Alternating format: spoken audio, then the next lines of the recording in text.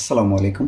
আমি আজকে তোমাদের কেমিস্ট্রির ষষ্ঠ অধ্যায় অর্থাৎ মৌলের ধারণা ও রাসায়নিক গণনা অধ্যায়ের যে পাঠ্য বইয়ের যে সৃজনশীল প্রশ্নটা আছে, 1 নম্বর সৃজনশীল প্রশ্ন, সেইটা সলভ করে দেওয়ার চেষ্টা করব। ওকে, তাহলে শুরু করি। দেখো, আমি কিন্তু আজকে এই প্রশ্নে বলে দিব তোমরা সৃজনশীল প্রশ্ন কিভাবে আসে এবং কিভাবে আনসার করতে হয়, তাই না? কিভাবে আনসার করলে বেস্ট হয় সেটা কিন্তু আমি তোমাদের বলে দিব। সো আমার সাথেই থাকো। তাহলে দেখো, সৃজনশীল 1 নম্বর প্রশ্ন তোমাদের পাঠ্য বইয়ে যেটা আছে, এরকম দুইটা কি দিয়ে আছে, বিকার বা পাত্র। এক পাত্রে দেখো 4 গ্রাম HCl আছে, আর এই দ্রবণের আয়তন নিচে বলে দিছে, দেখো কত, 100 মিলিলিটার। সিমিলারলি এই পাত্রে আছে 4 গ্রাম সোডিয়াম হাইড্রোক্সাইড, দ্রবণের আয়তন কত, 100 মিলিলিটার। তাহলে সবার আগে মনে রাখবা, ক আর খ নাম্বার প্রশ্ন উদ্দীপকের সাথে মিল থাকে না। ক আর খ, কটার কত মার্ক থাকে? এইটার 1 মার্ক থাকে, এইটার 2 মার্ক, এইটার 3 মার্ক, আর এই বড় গতে কত মার্ক? 4 মার্ক। টোটাল 10, 4 3 7 8 9 10। তাহলে এই ক আর খ উদ্দীপকের সাথে মিল নাই। সো তোমরা আগে ক আর খ একবার চোখ বোলায় নিবা যে এই দুইটা প্রশ্ন পারো কিনা। আর এই ঘ আর ঘ, এটা কিন্তু উদ্দীপক থেকে তোমাকে আনসার করতে হবে। তাহলে কটা কি 1 মার্কের প্রশ্ন না? সবসময় মনে রাখবা, যা চাইবে তাই আনসার দিবা। যদি বলে কোনো জিনিসের সংজ্ঞা, যার সংজ্ঞাটা দিয়ে দিবা। যদি তোমার কাছে চায়, ধরো বলে দিল যে সোডিয়াম কার্বনেটের আণবিক ভর কত, তুমি জাস্ট বলে দাও সোডিয়াম কার্বনেটের আণবিক ভর 106 গ্রাম, শেষ। 1 মার্কের প্রশ্ন, যা চাইবে তাই। 1 ওয়ার্ডে যদি আনসার হয় 1 ওয়ার্ডে দাও, 1 লাইনে হইলে 1 লাইন, 2 লাইনে হইলে 2 লাইন। এক্সট্রা পেছানো টেছানো কিচ্ছু করার দরকার নেই। যেমন তোমার এখানে কি দেখো তো, ক নাম্বারে বলছে মৌল কাকে বলে। তো মৌল কাকে বলে, মৌলের যা সংজ্ঞাটা দিয়ে দিবা। তো মৌলের সংজ্ঞাটা আমরা এমনি দিতে পারি না। দেখো তো, কোনো পদার্থের যে পরিমাণে 6.023 ইন্টু 10⁻23টি অণু বা পরমাণু থাকে, তাকে ওই পদার্থের মৌল বলে। ডান।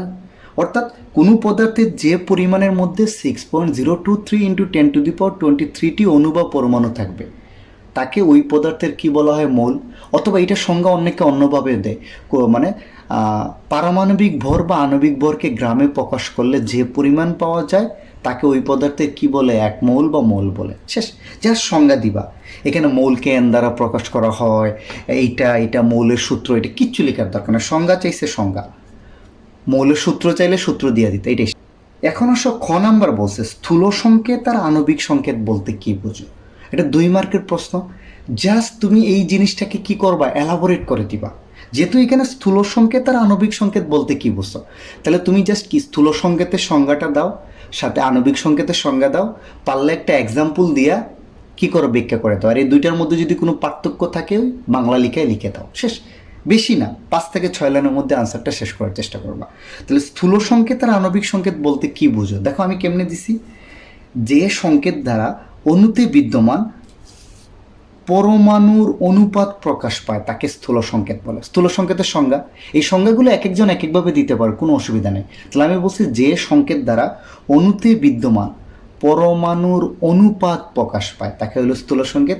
আর যে সংকেত দ্বারা অণুতে বিদ্যমান পরমাণুর প্রকৃত সংখ্যা প্রকাশ পায় তাকে কি বলছি? আণবিক সংকেত। একটা এক্সাম্পল, যেমন বেনজিনের স্থূল সংকেত হলো, আমরা কি জানি? সবাই জানি কত? CH।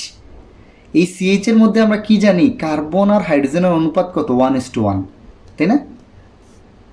তাহলে এটা বলতে পারি না বেনজিনের স্থূল সংকেত CH, যা কার্বন ও হাইড্রোজেনের অনুপাত 1:1 প্রকাশ করে। বাট এখানে রিয়েলি কয়টা কার্বন কয়টা হাইড্রোজেন আছে তার স্থূল সংকেত প্রকাশ করে না। আবার বেনজিনের আণবিক সংকেত কিন্তু কত? C6H6, যা অণুতে কার্বন আর হাইড্রোজেনের প্রকৃত সংখ্যা প্রকাশ করে।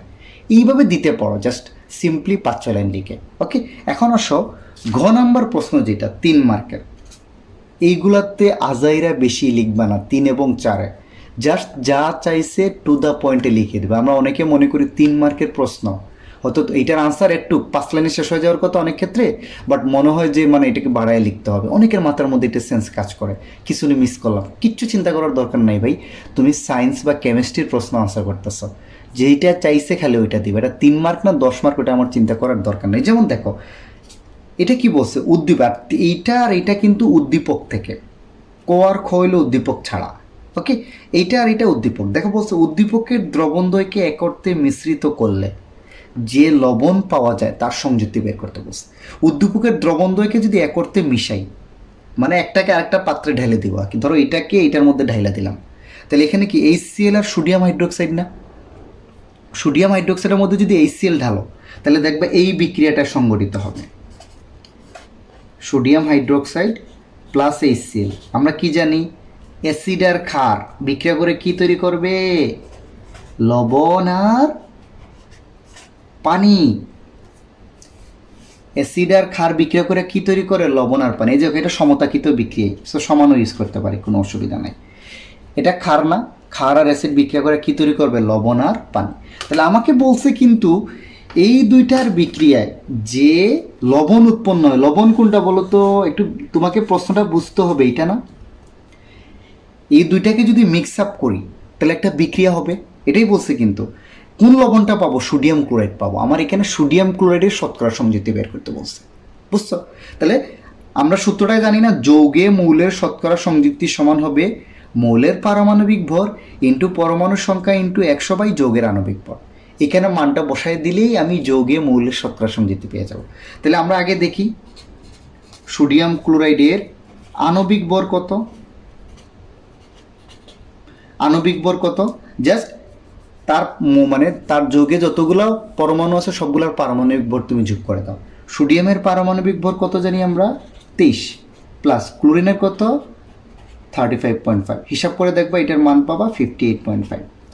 ওকে, তাহলে অতএব আমরা কি লিখতে পারি? সোডিয়ামের শতকরা সংযুক্তি। সোডিয়ামের শতকরা সংযুক্তি কত হবে দেখো তো? আমরা যার বের করব তার পারমাণবিক ভর। কার বের করতেছি? সোডিয়ামের। তাহলে সোডিয়ামের পারমাণবিক ভর কত? 23। ওকে, তাহলে সোডিয়াম যৌগে কয়টা আছে ইন্টু পরমাণুর সংখ্যা, মানে কি ওই যৌগে সোডিয়াম কয়টা আছে? সোডিয়াম ক্লোরাইডে সোডিয়াম কয়টা আছে? একটা,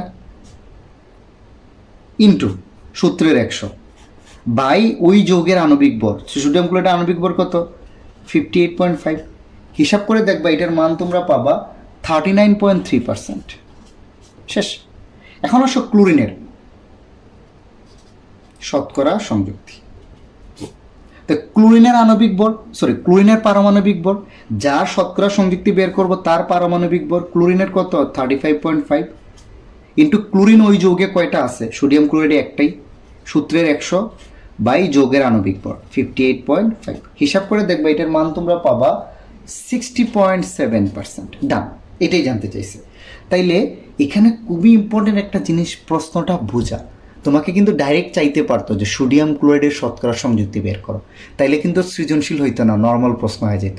সৃজনশীল এরকমই বলবে, এই দুইটাকে যদি মিক্স আপ করো তাহলে যে লবণটা পাবা, মানে এই দুইটার বিক্রিয়ায় যে লবণ পাবা সেইটার শতকরা সংযুক্তি, অর্থাৎ সোডিয়াম ক্লোরাইডের শতকরা সংযুক্তি বলছে। আর শতকরা সংযুক্তি আমরা কেমনে বের করি? যার বের করব তার পারমাণবিক ভর ইন্টু ওই জিনিসটা বা এই মৌলটা যৌগে কয়টা আছে ইন্টু 100কে এই যৌগের আণবিক ভর দ্বারা ভাগ করে দিলেই ওই মৌলের তুমি শতকরা সংযুক্তি পেয়ে যাবা। আসো এখন বড় গোটা। তো বড় গোটা কি বলছে? উদ্দীপকের দ্রবণ দুটির মোলারিটি সমান হবে কিনা। মোলারিটি মানে বুঝছো তো? দ্রবণের ঘনমাত্রা। মোলারিটি মানেই আমাকে এই দুইটা দ্রবণের কি বের করতে হবে? ঘনমাত্রা সমান হবে কিনা। দ্রবণের ঘনমাত্রারই আরেকটা নাম মোলারিটি, মানে দ্রবণের ঘনমাত্রাটা আমরা মোলারিটি এককে নির্ণয় করি।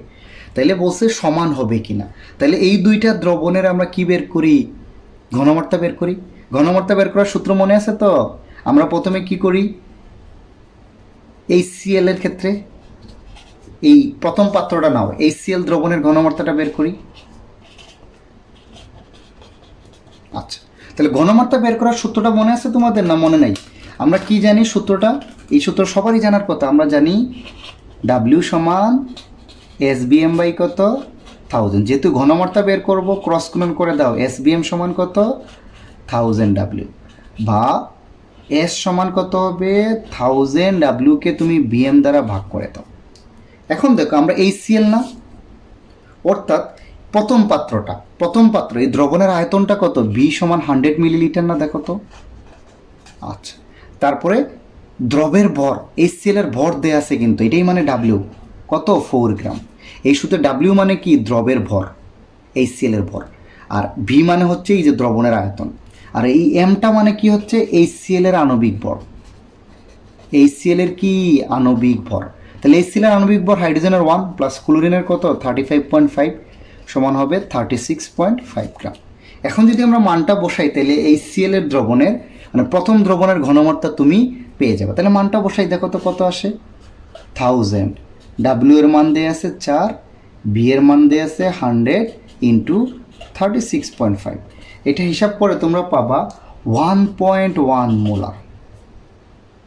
এই বড় হাতের এম বা বাংলায় যদি মোলারও দাও একই কথা, মানে এইভাবে মোলার দ্রবণের ঘনমাত্রার একক কেউ মোলার লিখলেও চলবে অথবা বড় হাতের এম দিলেও চলবে।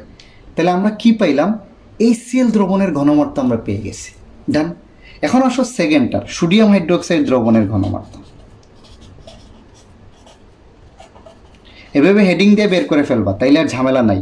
এইভাবে যদি হেডিং দিয়ে বের করো তাহলে যে W1 W2 এগুলোর তোমার কি করতে হবে না, ধরতে হবে না। তুমি যেহেতু এটা হেডিং দিছো মানে এখানে যা থাকবে সব এই সিএলের, এখানে যা থাকবে সব কি সোডিয়াম হাইড্রোক্সাইডের। আর হেডিং না দিয়ে যদি অনেকে বলে এই সিএলের ঘনমাত্রা S1 ভর, এত কিছু পেছালে আমার যাওয়ার দরকার নাই, এইভাবে লিখলে হবে।